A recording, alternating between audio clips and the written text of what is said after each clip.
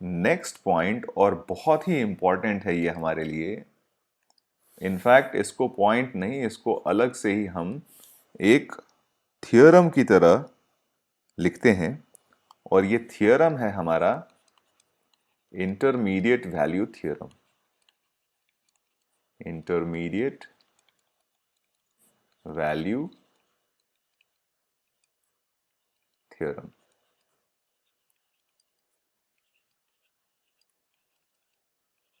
इसको शॉर्ट में हम IVT कहेंगे, ठीक है, इंटरमीडिएट वैल्यू थ्योरम। IVT या कई जगह IMVT बोला जाता है। It will totally depend. IVT भी अगर लिखा है तो आपको पता होना चाहिए कि वो इंटरमीडिएट वैल्यू थ्योरम की बात करी जा रही है, या IMVT भी अगर लिखा हुआ है तो आपको पता होना चाहिए कि इंटरमीडिएट वैल्यू थ्योरम की बात करी जा रही है। वैसे डायरेक्टली जेई ये एब्रिविएशंस कभी यूज करेगा नहीं, ठीक है, ये हमारे जानने के लिए है और ये हमारे रेफरेंस के लिए है। तो इंटरमीडिएट वैल्यू थ्योरम क्या कहता है, ठीक है, इंटरमीडिएट वैल्यू थ्योरम ये कहता है कि if f is continuous on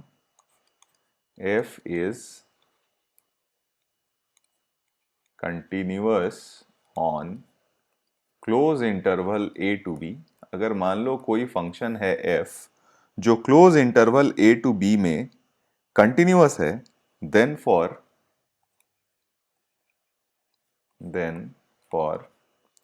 every value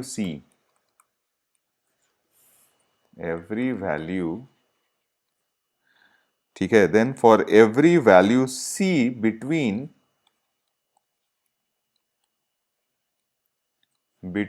fa and fb,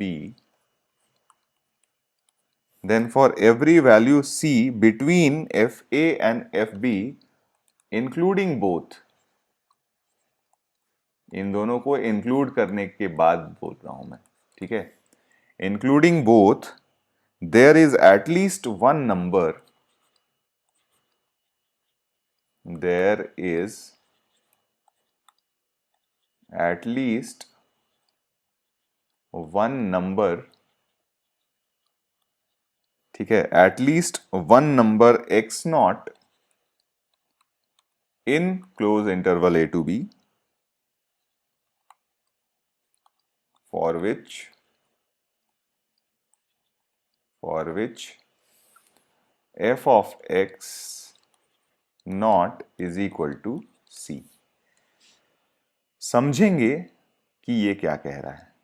ये कह रहा है कि अगर मान लीजिए आपका फंक्शन है कोई f जो कंटिन्यूअस है close interval a to b में, ठीक है, आपके पास एक फंक्शन है f जो close interval a to b में क्या है, कॉन्टिन्यूअस है, तो अगर fa और fb के बीच की कोई भी अगर वैल्यू c लेते हैं आप, तो कम से कम एक नंबर आपको x नॉट जरूर मिलेगा जिसके लिए f ऑफ x नॉट की वैल्यू क्या हो जाए, c हो जाए।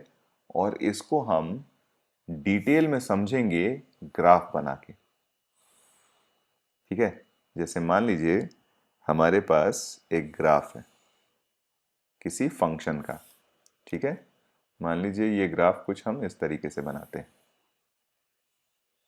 इस तरीके से कोई फंक्शन है हमारे पास, ठीक है, a से लेकर b तक के बीच में क्लियरली मान लीजिए x is equal to a हमने पॉइंट यहां ले लिया और x is equal to b हमने पॉइंट यहां ले लिया, ठीक है, this is x is equal to a, this is x is equal to b। इसके करेस्पॉन्डिंग हमें फंक्शन की जो वैल्यू मिलेगी वो f ऑफ a, और इसके करेस्पॉन्डिंग जो फंक्शन की वैल्यू हमें मिलेगी वो f ऑफ b मिल जाएगी, ठीक है। तो स्टेटमेंट यानी थियोरम ये कहता था कि fa और fb के बीच में अगर आप कोई नंबर c सेलेक्ट कर लेते हो, कोई नंबर c सेलेक्ट कर लेते हो, तो इस नंबर c के करेस्पॉन्डिंग आपको फंक्शन पे एक पॉइंट x नॉट जरूर मिलेगा जिसके corresponding f of x not की वैल्यू क्या हो जाए, c हो जाए। यानी आपको एक पॉइंट x नॉट ऐसा जरूर मिलेगा a से b के बीच में such that f of x not की वैल्यू क्या बन जाए, c बन जाए, ठीक है। एक और एग्जाम्पल से देखते हैं, ग्राफिकली ही देखेंगे इसको भी। जैसे मान लीजिए एक और ग्राफ बनाते हैं हम। इस बार हम फंक्शन कुछ इस तरीके से ले लेते हैं।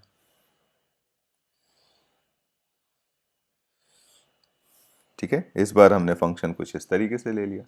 ठीक है, आप कहीं भी इसको आगे ले जा सकते हो। ठीक है, तो इस बार हम बात करते हैं कि जैसे मान लीजिए ए टू बी, कोई भी नंबर हमने ए सेलेक्ट कर लिया ग्राफ पे। ठीक है, लेट अस से ये हमारा x is equal to A है,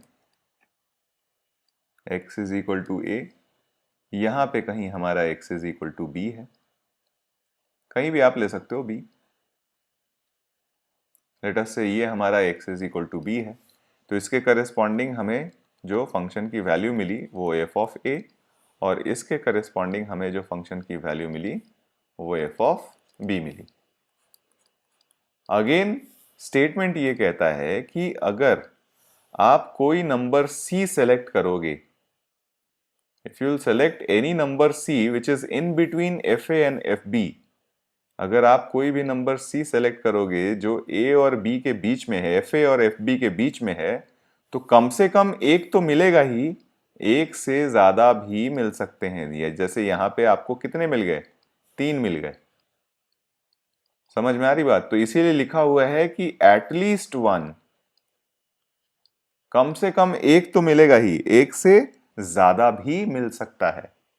ठीक है, तो FA और FB के बीच का अगर कोई भी नंबर आप C सेलेक्ट करते हो तो उसके करस्पॉन्डिंग आपको A और B के बीच में कम से कम एक x0 तो ऐसा मिलेगा ही जिसके लिए f ऑफ x0 की वैल्यू क्या हो जाए, C हो जाए। जैसे यहाँ पे आप देखो, यहाँ पे पहले ग्राफ में हमारे पास क्लियरली हमें दिख रहा है कि हियर f ऑफ x0 की जो वैल्यू है वो किसके बराबर है, C के बराबर है।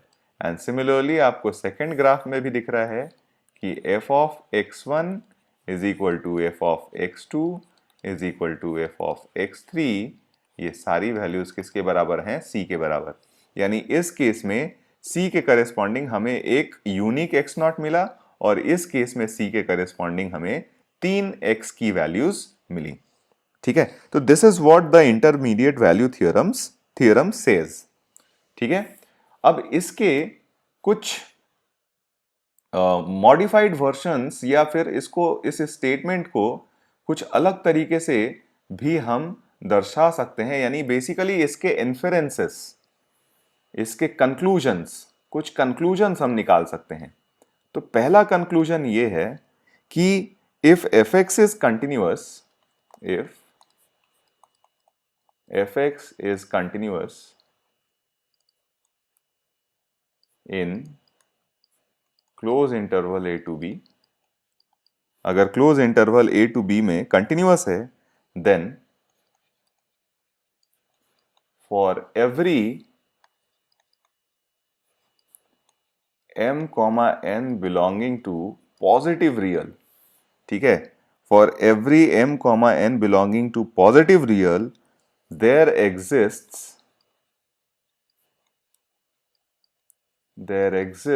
a C which is in between A to B, यानी close interval A to B में ही एग्जिस्ट करेगा। ठीक है, such that f of C is equal to m times fa plus n times fb upon m plus n upon m plus n। ठीक है, बहुत simple सा है ये। ऊपर का स्टेटमेंट अगर आपको समझ में आ गया तो ये बहुत ही आसानी से समझ में आ जाएगा।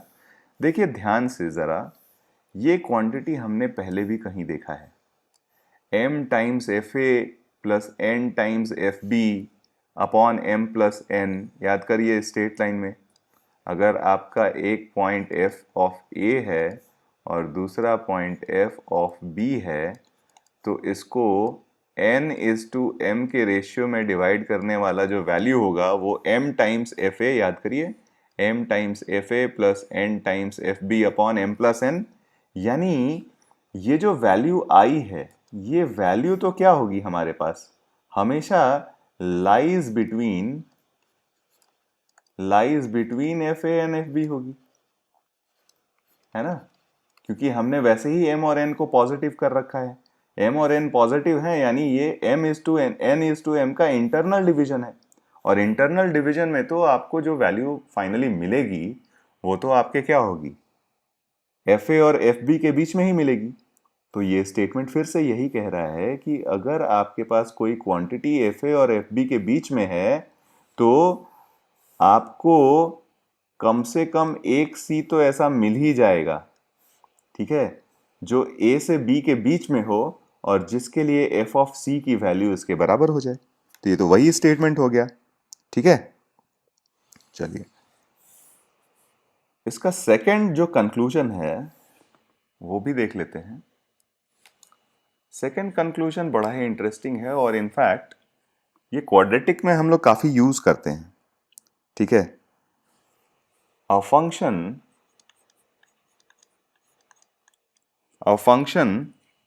which is continuous in closed interval a to b, which is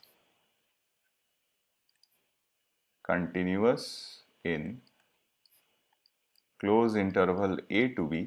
अगर मान लीजिए कोई फंक्शन है हमारा और close interval a to b में क्या है, कंटिन्यूअस है, ठीक है। तो हमारे पास क्या क्या प्रॉपर्टीज होती हैं ऐसे कंटिन्यूअस फंक्शन के करस्पॉन्डिंग जो close interval a to b में कंटिन्यूअस है, ठीक है। A function which is continuous in closed interval a to b, then पहला तो प्रॉपर्टी उसका ये हो जाएगा कि if f a,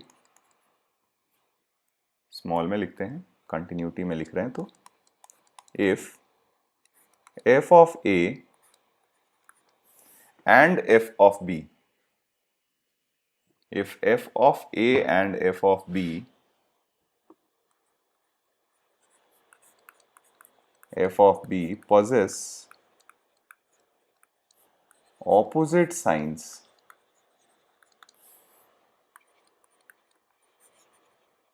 अगर f of a और f of b का opposite sign है, then there exists one root of equation, then there exists one root of equation fx is equal to 0, ठीक है। यानी कहने का मतलब अगर एक फंक्शन कंटिन्यूअस है close interval a to b में और एफ ए और एफ बी के जो साइंस हैं वो ऑपोजिट हैं, ठीक है, तो आपके पास हमेशा F X is equal to 0 का कम से कम एक रूट तो, ठीक है, कम से कम एक रूट तो होगा ही होगा। बड़ा सिंपल सा एक्सप्लेनेशन है, एक्सप्लेनेशन देख लेते हैं इसका। एक्सप्लेनेशन ये है कि जैसे मान लीजिए हमारे पास कोई फंक्शन है, ठीक है, किसी close interval a to b में क्या है, वो कॉन्टिन्यूअस है, ठीक है, और एफ ए और एफ बी का जो साइन है वो ऑपोजिट है। यानी कहने का मतलब कि कुछ इस तरीके से हुआ होगा, जैसे मान लीजिए ये पॉइंट है हमारा एफ ए, मतलब ए है, और ये पॉइंट है हमारा बी। तो क्लियरली यहां से देखिए, अगर एफ ए नेगेटिव हमने लिया है, एफ ए की वैल्यू अगर हमने नेगेटिव ली है, तो एफ बी हमारे पास क्या है, पॉजिटिव है, ठीक है। तो यानी दोनों का क्या हो गया, साइन ऑपोजिट हो गया। तो अगर आप यहां से देखो तो जब दोनों का साइन ऑपोजिट है, ठीक है, और फंक्शन कंटिन्यूअस है, तो F X is equal to 0 का एक रूट, यानी बेसिकली ग्राफ जो होगा आपका एफ एक्स का, वो कम से कम एक बार तो एक्स एक्सिस को कट करेगा ही ना। क्यों कट करेगा, क्योंकि आप नेगेटिव से पॉजिटिव जाओगे बिना कलम उठाए तो एक्स एक्सिस को तो पार करके जाओगे ना, तो एक्स एक्सिस को तो कट करना ही पड़ेगा आपको, है ना। यानी कहने का मतलब कि अगर क्लोज इंटरवल ए से क्लोज इंटरवल बी में आपका फंक्शन अगर कंटिन्यूअस है और एफ ए और एफ बी का साइन ऑपोजिट है, तो F X is equal to 0 का कम से कम एक रूट होगा ही। और याद कीजिए ये कॉन्सेप्ट हम लोग क्वाड्रेटिक में बहुत ज्यादा यूज करते हैं। ठीक है, तो यहां पे हमने लिखा कि then there exist one root of equation F X is equal to 0, और ये कहां होगा? In open interval A to B. ठीक है, open interval A to B में आपको एक रूट तो अपना मिलेगा ही मिलेगा। ठीक है, चलिए एक और इसी का सेकंड कंक्लूजन है, इसी इसी इसी का एक पार्ट है बेसिकली, कि if k is any real number, if k is any real number, k is any real number, ठीक है, between F A and F B, between F A and F B, ठीक है, excluding both, excluding both, ठीक है, then there exists, then there exists, ठीक है, at least one root of, at least one root of equation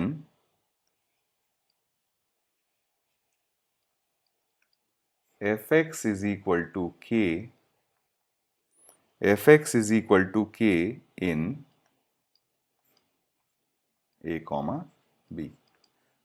बहुत simple सा है, ये भी वही चीज बोल रहा है जो अभी तक हम लोग पढ़ते आए हैं। अभी यहाँ पे ये क्या बोल रहा है कि जैसे मान लीजिए k कोई एक रियल नंबर है जो एफ ए और एफ बी के बीच में लाई करता है। ठीक है, k कोई भी एक रियल नंबर है जो एफ ए और एफ बी के बीच में लाई करता है, तो आपको F X is equal to K का एक रूट मिलेगा। यानी कहने का मतलब ये है कि कोई एक वैल्यू ऑफ x आपको ऐसी मिलेगी, कोई एक वैल्यू ऑफ x आपको x नॉट ऐसी मिलेगी जहां पे एफ ऑफ एक्स नॉट की वैल्यू क्या हो जाए? k हो जाए। ठीक है, तो ये तो वही चीज हो गई ना कि अगर मान लीजिए हमारा फंक्शन है a से b में कंटिन्यूअस है, a से b में हमारा कंटिन्यूअस है, ठीक है, और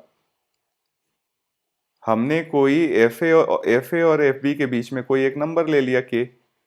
ठीक है, एफ ए और एफ बी के बीच में हमने कोई एक नंबर ले लिया k, तो हमें k के करेस्पॉन्डिंग कोई ना कोई तो x मिलेगा ही ना, तो वो हमारा x नॉट मिल गया।